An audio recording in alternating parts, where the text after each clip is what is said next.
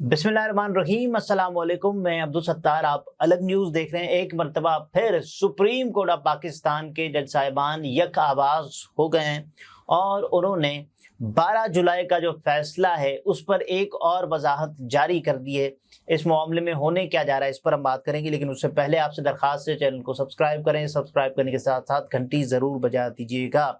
Supreme court of Pakistan के अक्सरियती जजेस ने, यानी वो अक्सरियती जजेस के जिन्होंने मखसूस नशिस्तों से मुताल्लिक ये कहा था कि ये नशिस्तें पाकिस्तान तहरीक इंसाफ को मिलनी चाहिए, तो उन्होंने एक मरतबा फिर वजाहत जारी कर दी है और ये फरमाया है कि जो 12 जुलाई का फैसला है वो इलेक्शन एक्ट में तरामीम के बावजूद कायम है और उस फैसले पर इलेक्शन कमीशन ऑफ पाकिस्तान को अमल करना पड़ेगा और इलेक्शन कमीशन ऑफ पाकिस्तान इस फैसले पर अमल करने का पाबंद है। अब देखें ये किस मौके पर ये दिया जा रहा है, जब ये खबरें चल रही हैं कि इलेक्शन कमीशन का फैसला और इलेक्शन कमीशन जो फैसला सुना रहा है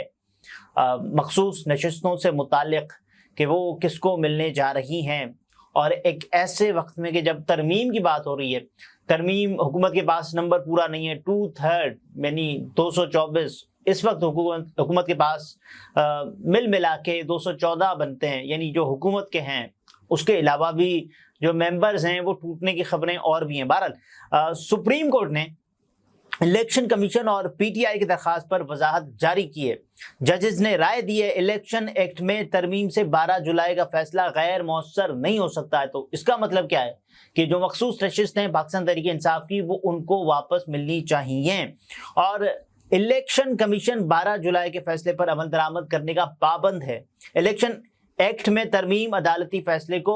गैर मौसर नहीं कर सकती और उसके बाद बाकायदा तौर पर हवाले दिए गए हैं कि ये आइन का फलां आर्टिकल है, ये बताता है कि आपने ये नहीं करना। तो आप देखें कि ये फैसला एक ऐसे वक्त में आया जब तरमीम की बात हो रही है और मुजव्वज़ा आइनी तरमीम, मुतनाज़ आइनी तरमीम की बात हो रही है और इसमें मौलाना फजलुर रहमान एक तरफ, उसमें नवाज शरीफ साहब एक तरफ, और ये कहा गया, ये खबर आई बाकायदा कि मौलाना फजलुर रहमान और नवाज शरीफ साहब की जो मुलाकात हुई कि इतनी तवील 3 से 4 घंटे की मुलाकात हुई मौलाना साहब की और नवाज शरीफ साहब की। यानी मौलाना साहब कहते हैं कि साहब आइनी अदालत बनाने की ज़रूरत क्या है, यानी आइनी अदालत अगर आप बनाएंगे तो सुप्रीम कोर्ट तो फिर गई ना, तो सुप्रीम कोर्ट की फिर क्या हैसियत, जिस कोर्ट का नाम ही सुप्रीम है फिर वो क्या सुप्रीम रहेगी अगर आपने तमाम तर जो इख्तियारात हैं वो दे दिए आइनी अदालत को और उसके बाद सुप्रीम कोर्ट गैर मौसर हो जाएगी। उसके अलावा मौलाना साहब ने कहा कि देखें एक चीज़ है कि अगर आप ये चाहते हैं कि बैकलॉग बड़ा है केसेस का और जो आइनी केसेस हैं वो मुतासिर करते हैं सुप्रीम कोर्ट ऑफ पाकिस्तान की प्रैक्टिसेस को, यानी बहुत ज़्यादा बैकलॉग होने के बाद भी ये केसेस, तो उनके लिए हम बजाय इसके कि आइनी अदालत बनाएं, एक यानी मुजव्वज़ा आइनी तरमीम में हम ये भी कह सकते हैं कि एक आइनी बेंच बने जो कि हाई कोर्ट में भी हो, सुप्रीम कोर्ट में भी हो, और उसके बाद फिर ये तो हो। उसके बाद तहरीक इंसाफ ने कहा साहब ये तो आइडिया ही हमारा था, ये तो आइडिया ही मौलाना साहब जो बात कर रहे हैं वो हमने दिया था, अब मुसव्विदे पता नहीं किसके पास कौन सा है, लेकिन ये खबरें चल रही हैं कि अब जो फैसला है वजाहत आई है एक मरतबा फिर सुप्रीम कोर्ट ऑफ पाकिस्तान की जानिब से, जिसमें ये बताया गया है कि इलेक्शन एक्ट में तरमीम से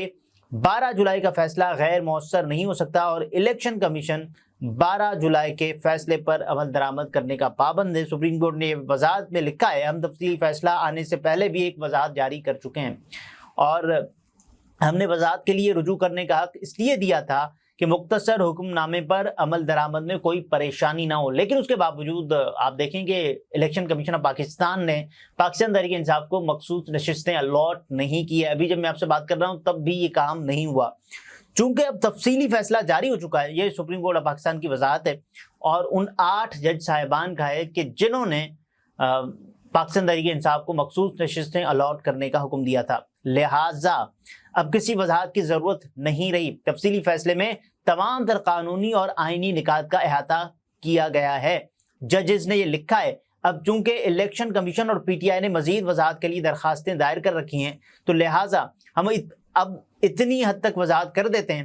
کہ الیکشن ایکٹ میں ترمیم سے ہمارا حکم نامہ غیر مؤثر نہیں ہو سکتا۔ اچھا، یہ تو ہو گیا سپریم کورٹ آف پاکستان کا فیصلہ۔ اب اس کے بعد الیکشن کمیشن نے یہ وضاحت کی تھی کہ جو مختصر فیصلہ تھا ایسے قانون پر مبنی تھا جس میں ترمیم کی گئی ہے۔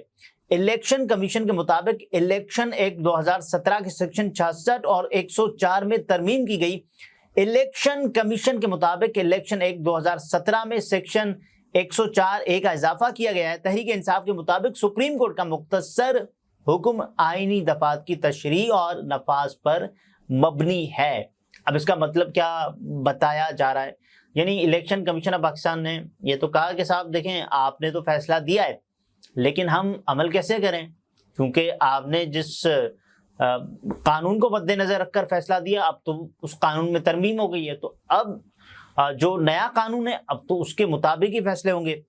بہرحال اکثریتی ججز نے یہ لکھا ہے کہ تحریک انصاف کے مطابق الیکشن ایکٹ میں ترامیم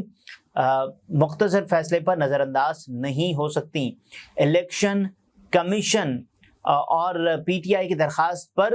دوسری وضاحت کی گئی۔ الیکشن کمیشن سپریم کورٹ کے فیصلے پر عمل درآمد کا پابند ہے اور 12 جولائی کے تفصیلی فیصلے میں تمام سوالوں کے جوابات دیے گئے ہیں۔ اور آپ کو یاد ہوگا کہ اس سے پہلے مخصوص نشستوں سے متعلق سپریم کورٹ کا جو تفصیلی فیصلہ آیا تھا اس میں تو تمام چیزیں واضح کر دی گئی تھی کہ جو نشستیں ہیں وہ پاکستان تحریک انصاف کو ہی ملنی چاہیے۔ 70 صفحات پر مشتمل جسٹس منصور علی شاہ کے تحریر کردہ فیصلے میں یہ کہا گیا ہے کہ الیکشن کمیشن ملک میں جمہوری عمل کا ضامن اور حکومت کا چوتھا ستون ہے، لیکن کمیشن فروری 2024 میں اپنا یہ کردار ادا کرنے میں ناکام رہا ہے۔ یعنی آپ دیکھیں کہ منصور علی شاہ صاحب اگلے چیف جسٹس آف پاکستان، اور اس کے بعد آپ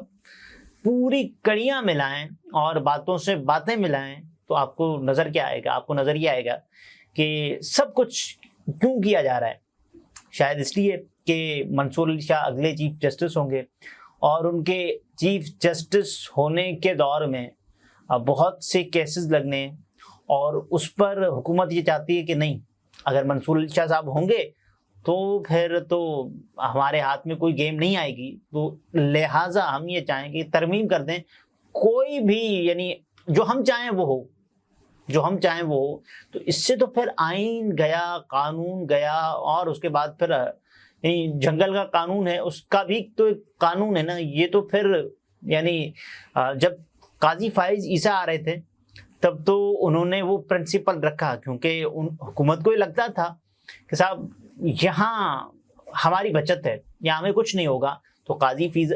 فائز عیسیٰ صاحب آئے اور حسنات ملک صاحب نے یہ کہا کہ قاضی فائز عیسیٰ اس سسٹم کی گارنٹی ہے، انشورنس پالیسی ہے اس سسٹم کی۔ تو آپ دیکھیں کہ قاضی فائز عیسیٰ آ رہے تھے،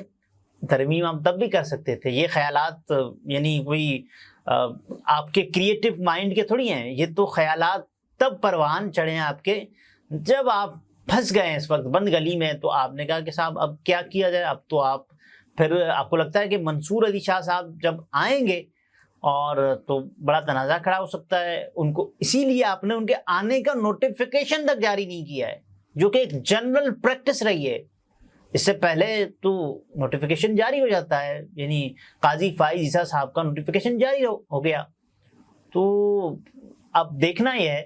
کہ اب چونکہ اعلان تو ہو گیا ہے کہ قاضی فائز عیسیٰ صاحب Pakistan supreme court of Pakistan کے اگلے چیف جسٹس کے طور پر اب ریٹائر ہونے والے ہیں۔ یعنی قاضی فائز عیسیٰ صاحب اب اگلے چیف جسٹس تو ظاہر نہیں ہوں گے نا، اب تو کچھ بھی ہو، اب ایک چیز ہوگی کہ منصور علی شاہ صاحب آئیں گے، اور لیکن حکومت اس سے پہلے بھی جو گل کھلانا چاہ رہی ہے وہ بڑے حیران کن ہیں، وہ بڑے پریشان کن ہیں، اور اس سے مزید نقصان کا اندیشہ لگایا جا رہا ہے۔ اگلے ویلاگ میں پھر ملاقات ہوتی ہے، اپنا بہت سارا خیال رکھیے، اجازت دیجیے، اللہ حافظ۔